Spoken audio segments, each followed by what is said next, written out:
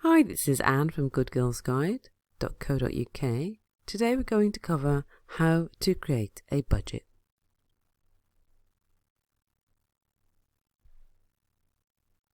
So why create a budget? Well, a budget enables you to set out a plan that identifies where your money is going, but also where you intend it to go, and also where your life intends to go to. It reflects what assets you have and also how you support them with your lifestyle. For example, how you support your house, your pension, material possessions, your education, how you've invested in your family, your social life, your health and recreation. But it also encompasses how you intend for your future plans to be and other intentions that you have. So, how do you create a budget? We're going to cover how to create a personal or household budget based on your income, what I consider to be the 5 stages of developing an annual spreadsheet, also how to develop your spreadsheet for 12 months. So there are 2 important factors to consider. These 2 important factors to consider are, firstly, strategy, which is your mindset, how you think, the order of your thoughts, and the second is the system, which is the way you practice or do the things that you want to do. The method, this is your order of action. So those 2 things again, strategy and system, mindset and method. So what are the steps to creating a budget? As I said, I consider there to be 5 steps to creating a budget. The first step is developing awareness and clarity. This allows you to become aware of your current spending and your needs, and also helps you to develop clarity for your goals. The second step is the audit. Where does your money actually go? What are your current assets that you have? And 3, what are your priorities? Where does it need to go? The fourth step is developing a cash flow projection. Where would you like your money to go? And what are the costs? The 5th step will be adjustments and reconciliation. What adjustments do you need to make to reach your goals? Okay, so let's start with preparing to create your budget. There are going to be some tools that you'll need, and these include pen, notepad, lined paper, a ruler, a calculator, and some spreadsheet paper, which you can get from a stationery store, or you can use Excel if you know how to use that. In addition, you'll also need your bank statements, your bills and your statements gathered together with your receipts. So the first step, developing awareness and clarity. Grab yourself some paper and a pen. The first step is write down how much you think you spend. So take some time and do that now, and include as much detail as possible. If you like, you can pause this video, but I'll give you a few seconds also to just consider and start writing down where you spend your money.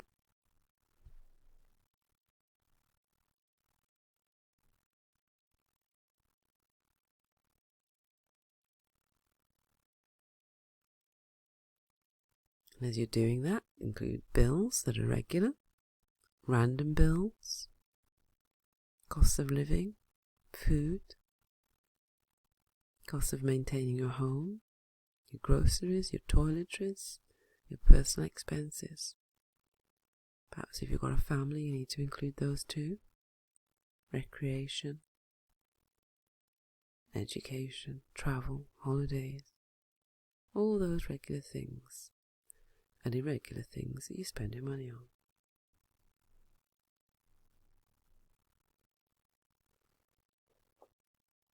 So you can now just write down the names of those ideas, or you can start adding some figures down too. Then the next step we'll be moving on to now is the audit. You've gathered all the papers together, so go through your statements and your receipts and put them in order. You may decide to get a folder, put them in a folder, and put them all together, categorized in each section.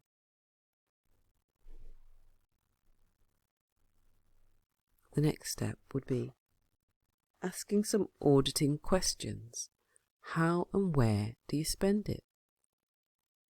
And as you look at those figures, you have to ask yourself, was it a reasonable and proportional spend?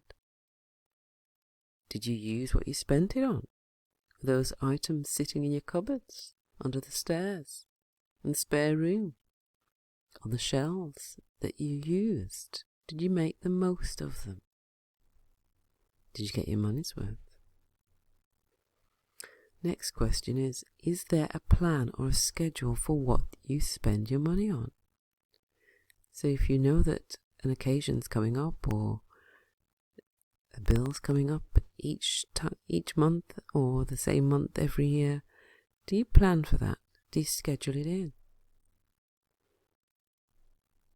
Is how you're spending your money a credit to you? Does it add value to you? Or is it a credit to the credit card company? Did it increase your value or your self-worth? Are there assets? Did it increase the value of your personal pleasure? Or was it spent on maintenance? Did it build equity in what you have? Or was it spent on a depreciating asset like a car? Or a liability, something that's costing you money to maintain? So let's move on to the next step, which is step 3. Priorities. What are priority expenses and debts, and why do you need to put them first? Priority expenses and debts are said to be mortgages, rent, utilities, community tax, council tax, anything that could lead you to being fined or being put into, taken to court. So those are the things that you need to address first. And your priorities also may include adding value to yourself, your skills, or your material assets. So have you been adding value to yourself? Have you increased your, perhaps, worth on the job market? Did you develop skills that you could use to save money or increase your income? Did you put your money towards developing your material assets or maintaining them? Another priority that you need to consider also is your health and your nutrition. Spending money on good quality food and helping yourself to live a longer and healthier life. So your well-being and your self-care needs to also be a priority.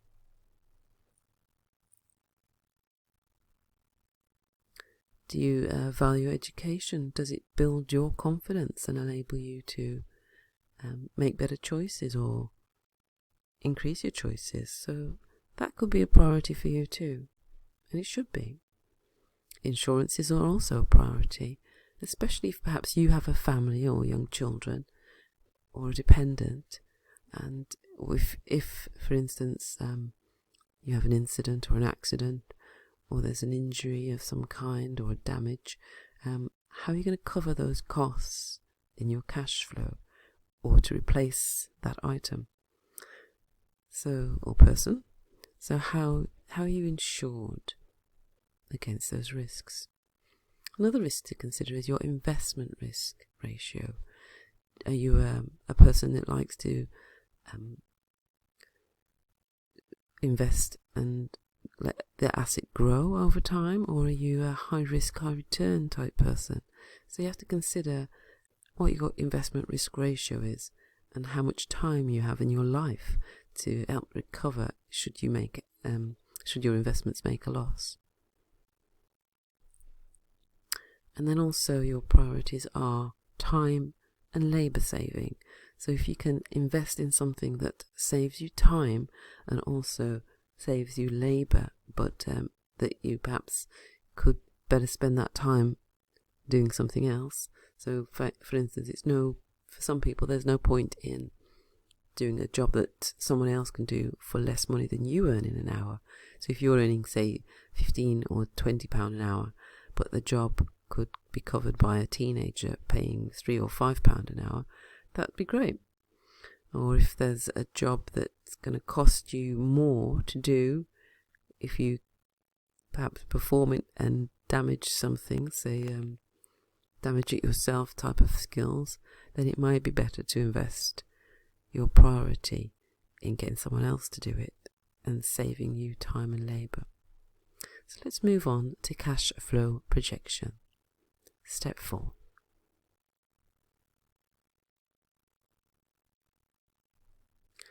So where would you like your money to go?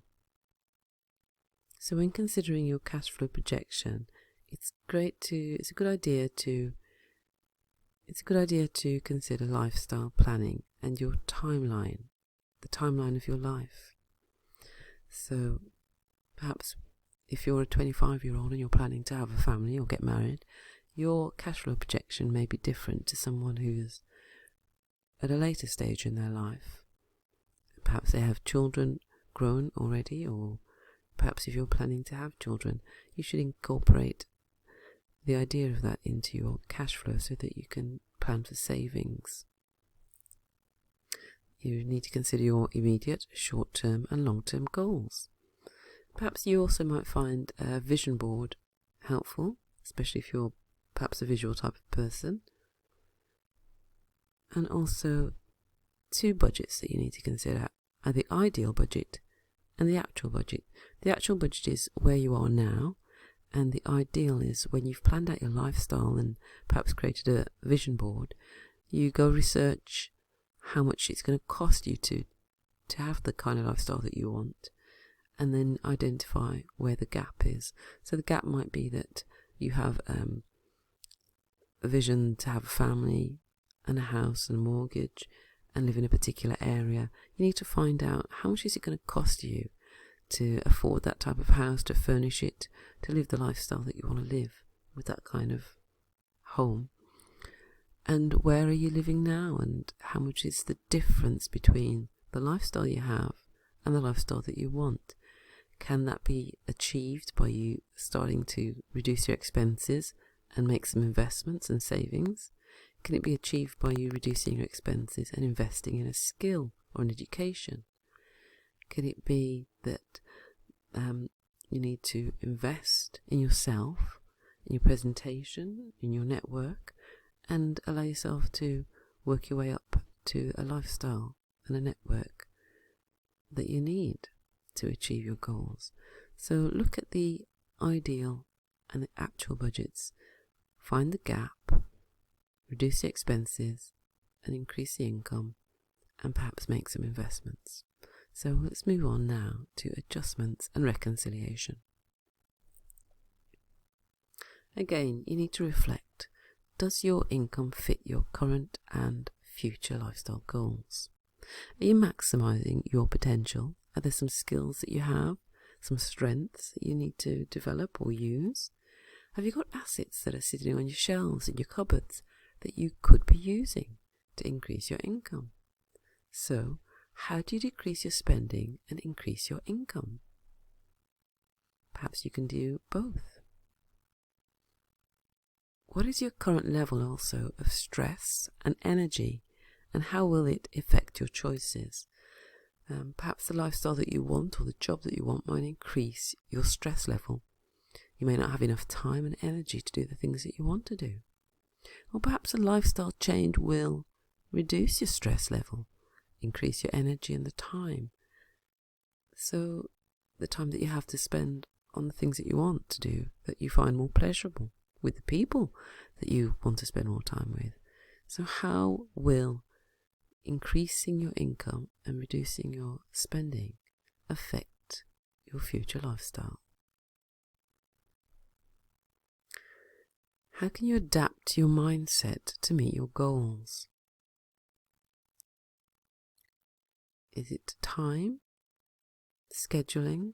Do you need to focus more or change your beliefs and behaviors? So let's move on now to creating a budget using Excel.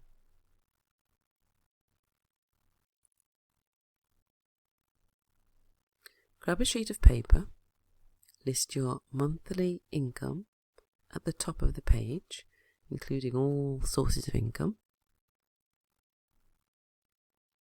Then also below that, list regular monthly expenses, such as rent, mortgage, utility bills,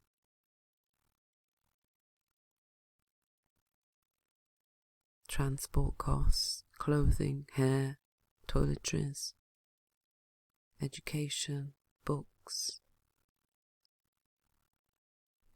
Then next is list your irregular payments with the dates and the months in which they occur. For instance, paying your insurance, your car insurance in one lump sum. Interest payments that are irregular on debts or credit cards.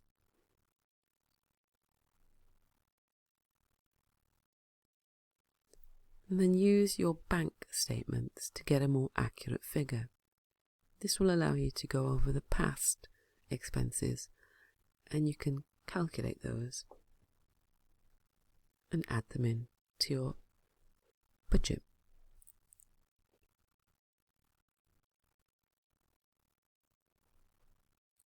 Do you have a regular income or irregular income?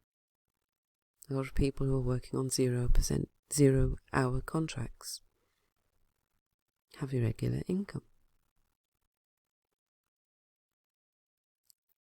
Other debts that you need to cover. There's a tool called the Debt Snowball, which is very useful in calculating how you can afford to pay down your debts and how to prioritize them, and also helps you to predict the date that you will complete the payment of that debt. So let's conclude this now, and let me show you some useful resources that you can use over the next few weeks to help you with your budgeting. One of those is What's the Cost? It will help you to calculate the cost of loans or debt. Also the Salary Calculator, which will help you to identify how much income you're actually earning per hour, or how much you need to earn once you've calculated what your annual ideal budget is. It will help you to calculate how much you need to earn, either by the hour or by the salary, using the Salary Calculator.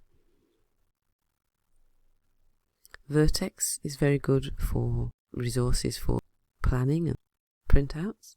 There's also Step Change, which is a debt charity. Citizens Advice, Money Advice Service, the National Debt Line, and also Find Your Credit Union, which is a local savings and investments organisation. Dave Ramsey, who's quite famous for helping people with his baby steps. And then there's also T. Harv Eker, who's written a great book called The Millionaire Mind. And he also has strategies for helping you to improve your management of money. So until the next video, thank you for watching. This is Anne, and I look forward to seeing you on the next video. Take care until then.